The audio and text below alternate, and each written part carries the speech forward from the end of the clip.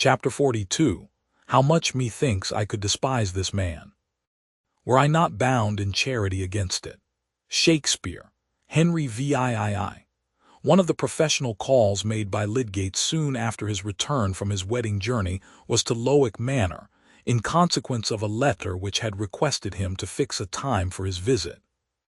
Mr. Casaubon had never put any question concerning the nature of his illness to Lydgate, nor had he even to Dorothea betrayed any anxiety as to how far it might be likely to cut short his labors or his life.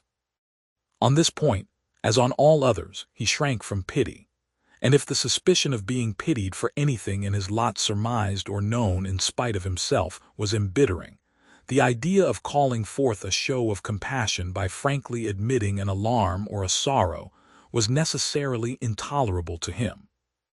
Every proud mind knows something of this experience, and perhaps it is only to be overcome by a sense of fellowship deep enough to make all efforts at isolation seem mean and petty instead of exalting. But Mr. Casaubon was now brooding over something through which the question of his health and life haunted his silence with a more harassing importunity, even than through the autumnal unripeness of his authorship. It is true that this last might be called his central ambition, but there are some kinds of authorship in which by far the largest result is the uneasy susceptibility accumulated in the consciousness of the author.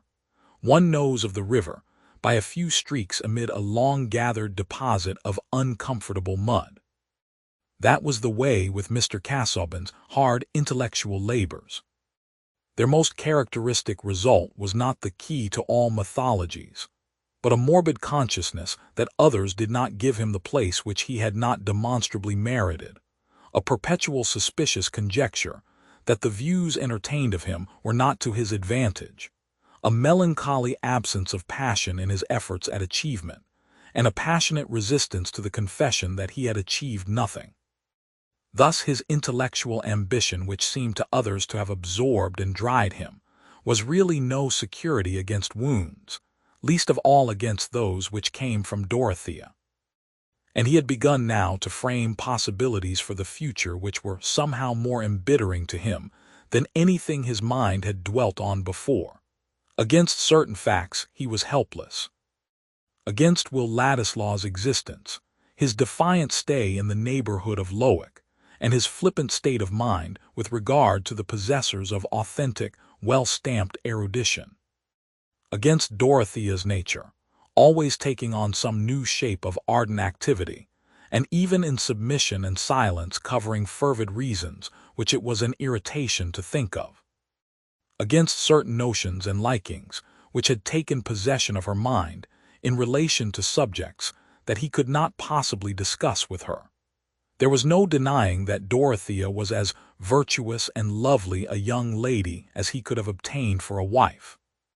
But a young lady turned out to be something more troublesome than he had conceived.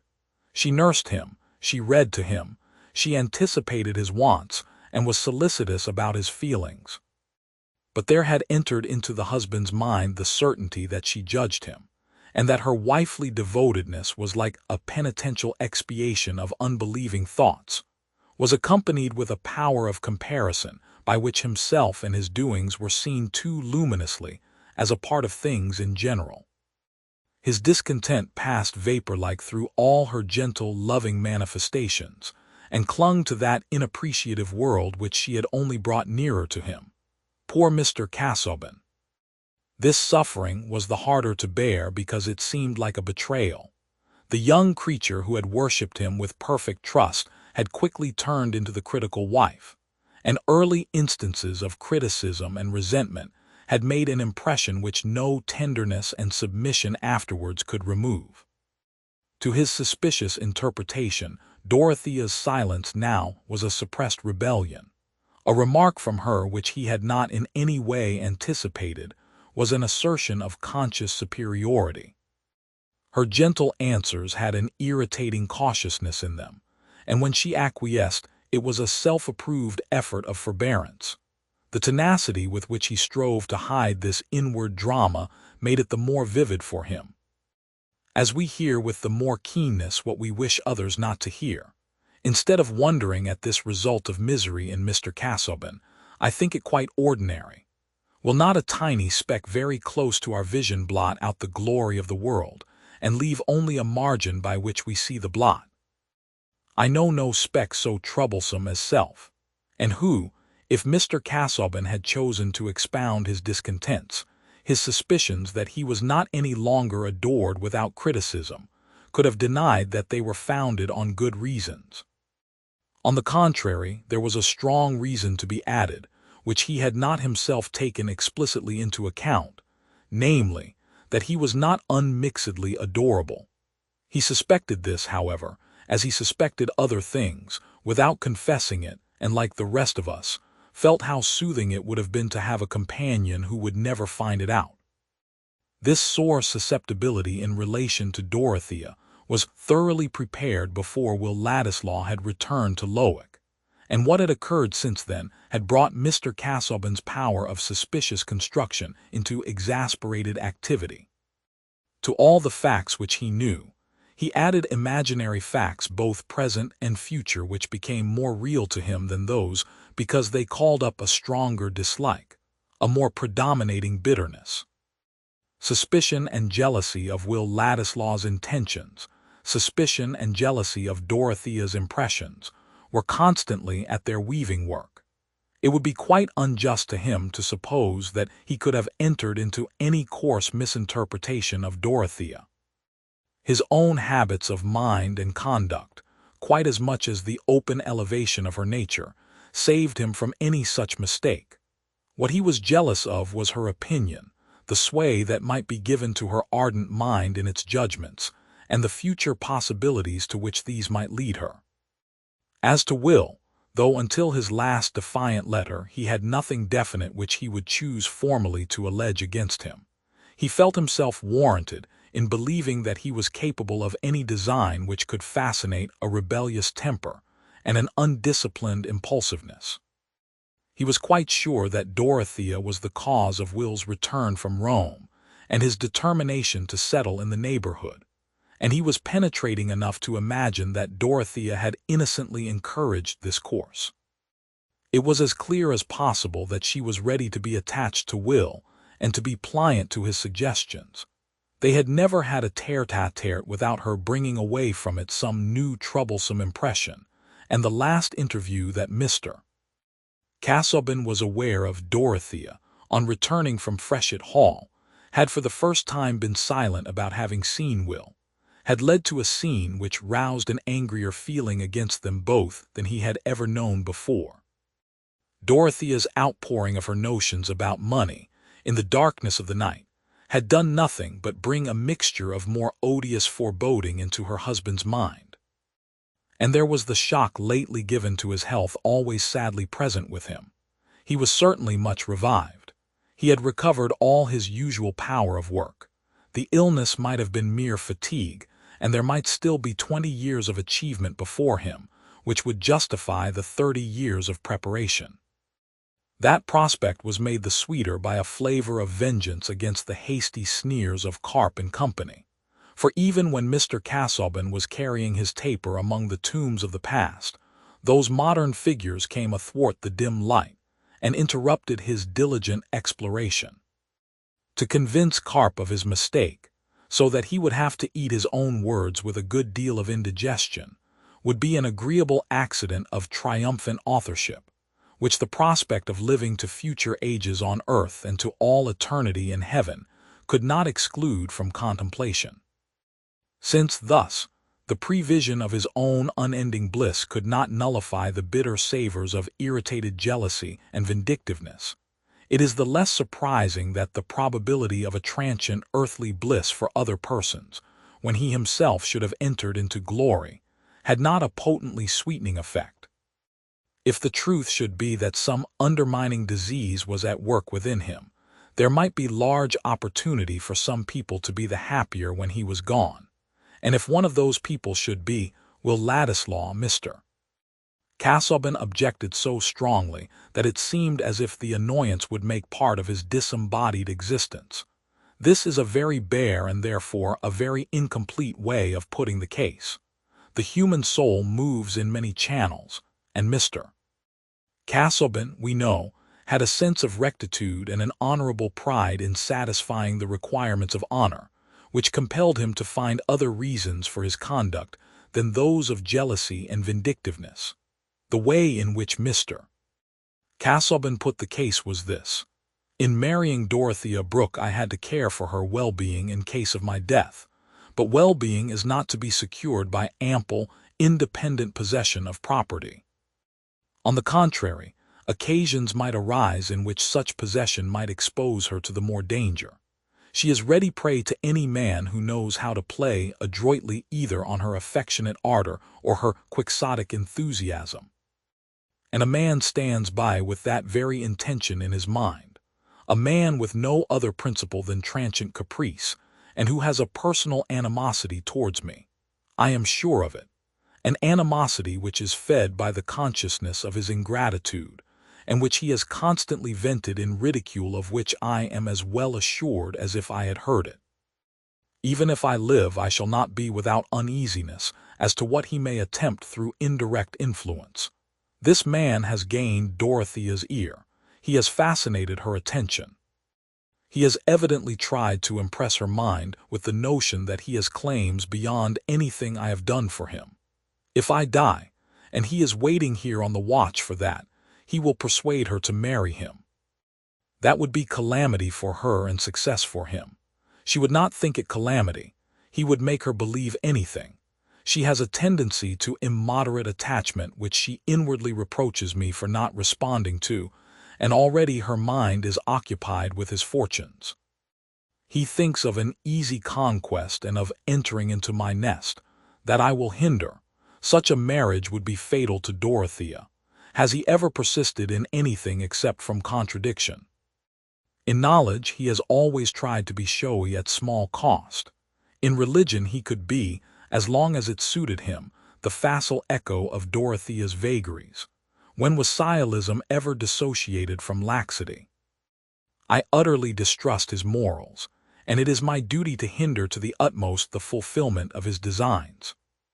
The arrangements made by Mr. Casaubon on his marriage left strong measures open to him, but in ruminating on them, his mind inevitably dwelt so much on the probabilities of his own life, that the longing to get the nearest possible calculation had at last overcome his proud reticence, and had determined him to ask Lydgate's opinion as to the nature of his illness. He had mentioned to Dorothea that Lydgate was coming by appointment at 3:30, and in answer to her anxious question, whether he had felt ill, replied, "No, I merely wish to have his opinion concerning some habitual symptoms." "You need not see him, my dear. I shall give orders that he may be sent to me in the yew tree walk, where I shall be taking my usual exercise." When Lydgate entered the yew tree walk, he saw Mr. Casaubon slowly receding with his hands behind him according to his habit, and his head bent forward. It was a lovely afternoon. The leaves from the lofty limes were falling silently across the somber evergreens, while the lights and shadows slept side by side. There was no sound but the cawing of the rooks, which to the accustomed ear is a lullaby, or that last solemn lullaby, a dirge. Lydgate, conscious of an energetic frame in its prime, felt some compassion when the figure which he was likely soon to overtake turned round, and in advancing towards him showed more markedly than ever the signs of premature age. The student's bent shoulders, the emaciated limbs, and the melancholy lines of the mouth. Poor fellow, he thought, some men with his years are like lions. One can tell nothing of their age except that they are full grown.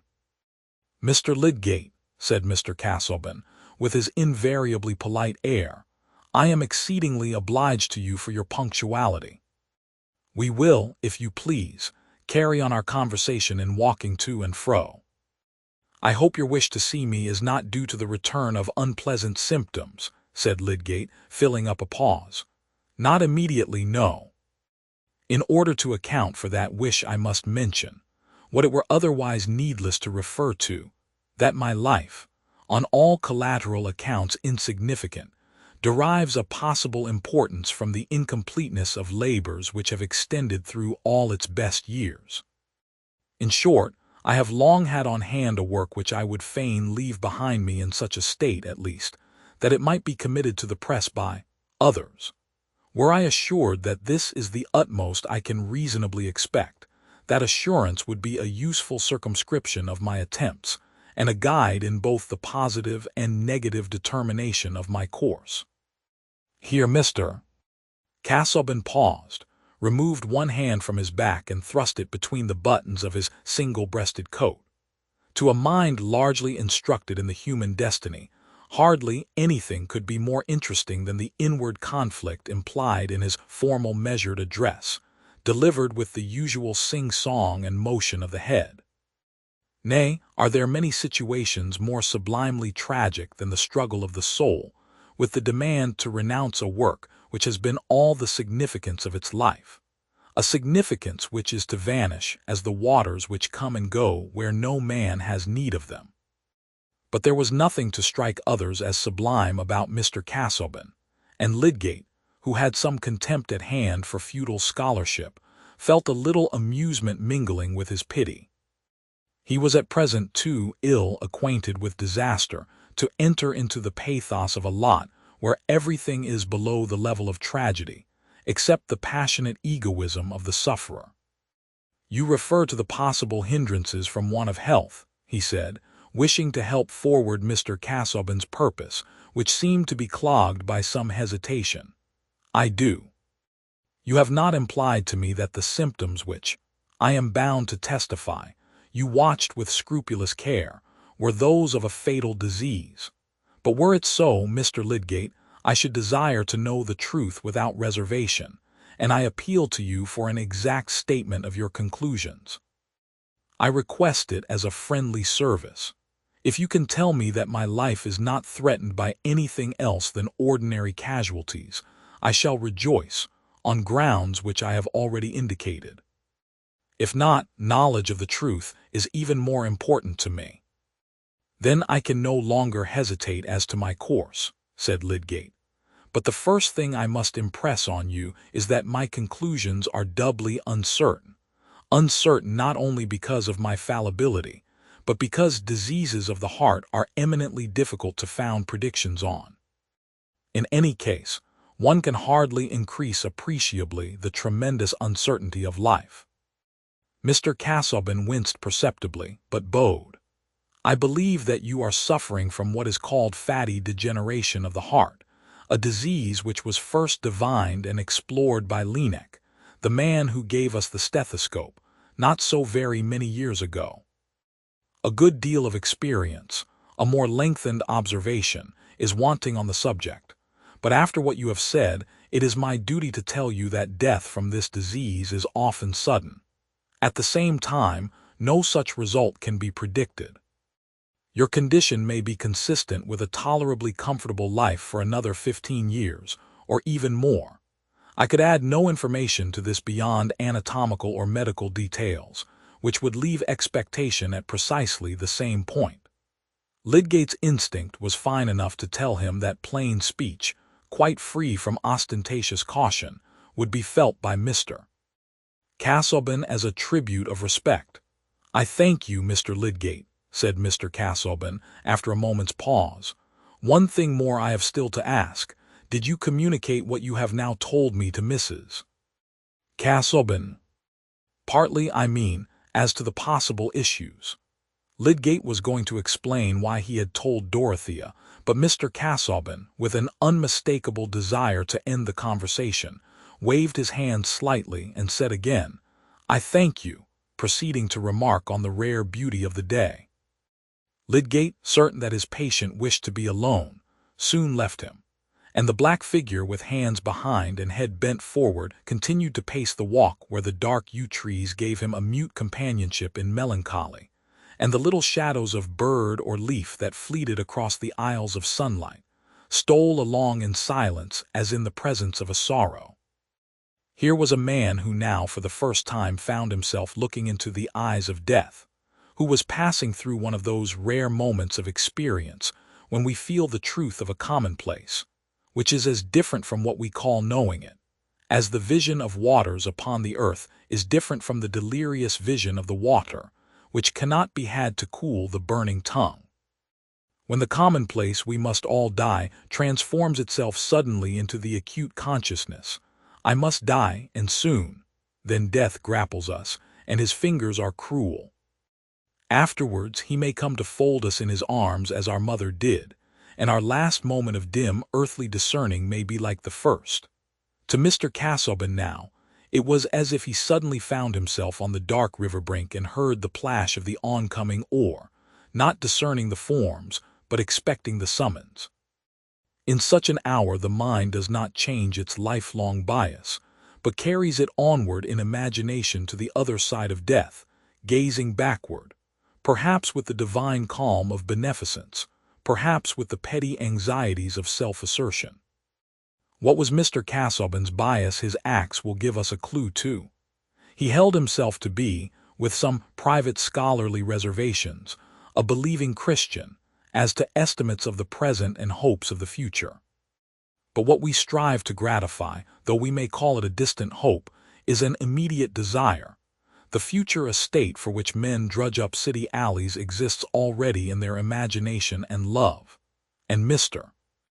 Casaubon's immediate desire was not for divine communion and light divested of earthly conditions. His passionate longings, poor man, clung low and mist-like in very shady places. Dorothea had been aware when Lydgate had ridden away, and she had stepped into the garden, with the impulse to go at once to her husband. But she hesitated, fearing to offend him by obtruding herself. For her ardor, continually repulsed, served, with her intense memory, to heighten her dread, as thwarted energy subsides into a shudder, and she wandered slowly round the nearer clumps of trees until she saw him advancing. Then she went towards him, and might have represented a heaven-sent angel coming with a promise that the short hours remaining should yet be filled with that faithful love which clings the closer to a comprehended grief.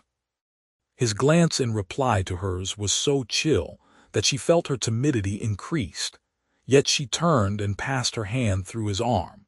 Mr. Casaubon kept his hands behind him and allowed her pliant arm to cling with difficulty against his rigid arm. There was something horrible to Dorothea in the sensation which this unresponsive hardness inflicted on her. That is a strong word, but not too strong. It is in these acts called trivialities that the seeds of joy are forever wasted, until men and women look round with haggard faces at the devastation their own waste has made, and say, "The earth bears no harvest of sweetness," calling their denial knowledge. You may ask why, in the name of manliness, Mr. Casaubon should have behaved in that way.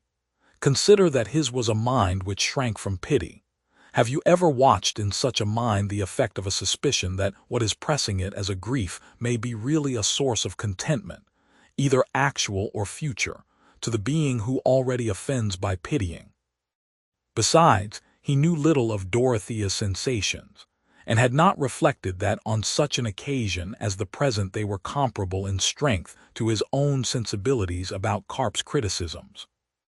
Dorothea did not withdraw her arm, but she could not venture to speak.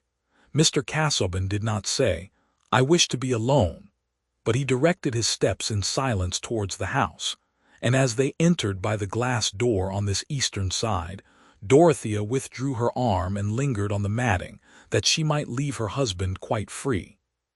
He entered the library and shut himself in, alone with his sorrow. She went up to her boudoir. The open bow window let in the serene glory of the afternoon lying in the avenue, where the lime trees cast long shadows. But Dorothea knew nothing of the scene. She threw herself on a chair, not heeding that she was in the dazzling sun rays. If there were discomfort in that, how could she tell that it was not part of her inward misery? She was in the reaction of a rebellious anger stronger than any she had felt since her marriage. Instead of tears, there came words. "What have I done? What am I that he should treat me so? He never knows what is in my mind, he never cares. What is the use of anything I do? He wishes he had never married me." She began to hear herself, and was checked into stillness. Like one who has lost his way and is weary, she sat and saw as in one glance all the paths of her young hope which she should never find again. And just as clearly in the miserable light she saw her own and her husband's solitude, how they walked apart so that she was obliged to survey him. If he had drawn her towards him, she would never have surveyed him, never have said, "Is he worth living for?" but would have felt him simply a part of her own life. Now she said bitterly, "It is his fault, not mine." In the jar of her whole being, pity was overthrown. Was it her fault that she had believed in him, had believed in his? What exactly was he?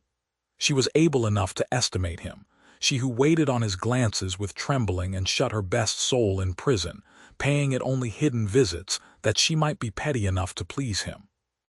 In such a crisis as this, some women begin to hate. The sun was low when Dorothea was thinking that she would not go down again, but would send a message to her husband saying that she was not well and preferred remaining upstairs.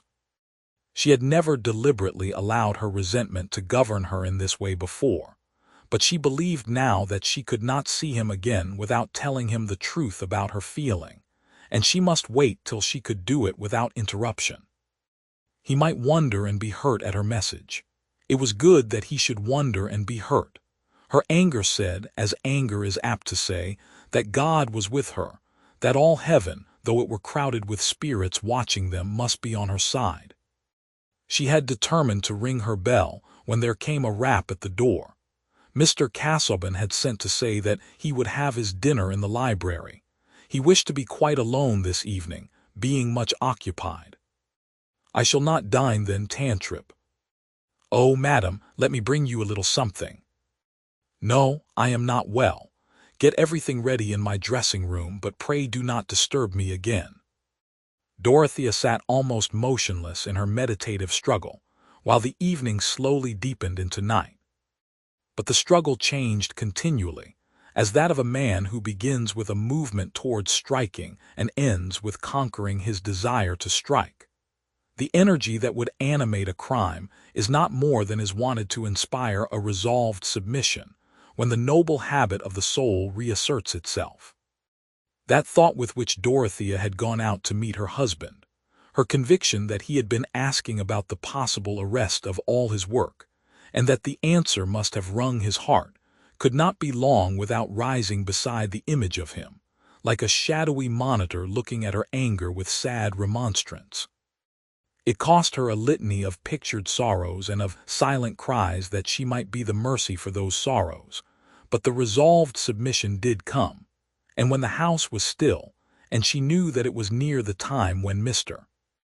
Casaubon habitually went to rest, she opened her door gently and stood outside in the darkness waiting for his coming upstairs with a light in his hand. If he did not come soon, she thought that she would go down and even risk incurring another pang. She would never again expect anything else, but she did hear the library door open, and slowly the light advanced up the staircase without noise from the footsteps on the carpet. When her husband stood opposite to her, she saw that his face was more haggard. He started slightly on seeing her, and she looked up at him beseechingly without speaking. "Dorothea," he said, with a gentle surprise in his tone. "Were you waiting for me?" "Yes, I did not like to disturb you." "Come, my dear, come. You are young and need not to extend your life by watching." When the kind, quiet melancholy of that speech fell on Dorothea's ears, she felt something like the thankfulness that might well up in us if we had narrowly escaped hurting a lamed creature. She put her hand into her husband, and they went along the broad corridor together.